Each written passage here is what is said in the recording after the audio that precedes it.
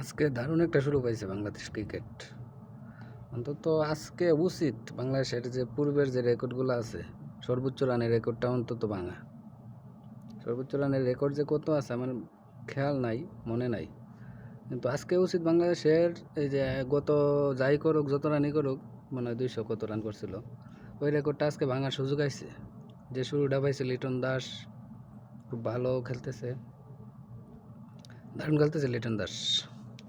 তো আজকে উচিত একটা ভালো শুরুর পরে যে ভালো একটা শেষ করা, বিশেষ করে মিডল অর্ডারের ব্যাটসম্যানরা যদি আগে খেলতে পারে, আশা করি মনে কর ভালো একটা শেষ রেজাল্ট আইব।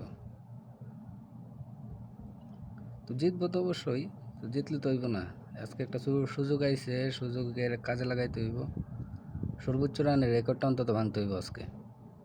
বাংলাদেশের যে সর্বোচ্চ রান টি-20-তে, এই সর্বোচ্চ রানের রেকর্ডটা আজকে ভাঙা দরকার। আর হৃদয় এখনো আছে পিছে, দেখা যাক হৃদয় কী করে।